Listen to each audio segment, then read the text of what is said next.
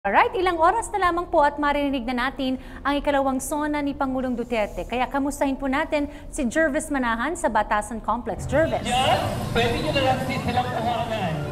Ayan na. Kaya sa mga oras na ito ay patuloy ang pagdating ng mga supporters ni Pangulong Duterte dito sa harap ng Batasan Pambansa. Nakaset up na ang sarili nila dito sa harap lamang ng Civil Service Commission at nagsisimula na ang kanilang programa.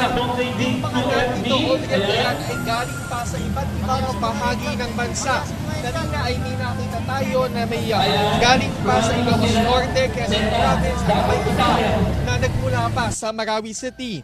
Madami pang nagsisidatingan hanggang sa ngayon, yung mismong North Gate naman ng Batasan kung saan pumapasok ang media at ang iba pang mga tao ay bantay sarado ng mga security personnel.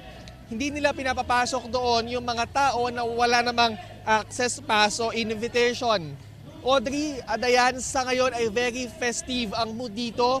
Yung iba sa mga supporters ng ating Pangulo ay nagdala pa ng mga tambol, nagdala ng mga flaglets at panay ang kanilang pag-chant ng pangalan ng ating Pangulo at paggawa ng Duterte Fest.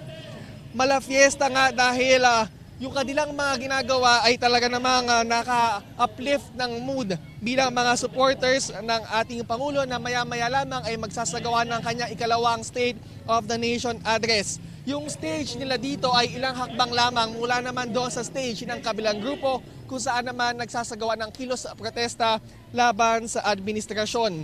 Maya-maya inaasahan natin na marami pang dadating dito sa harap ng Batasan Complex. Yan muna ang latest mula dito sa IBP Road sa Quezon City. Balik muna sa iyo, Audrey at Dayan.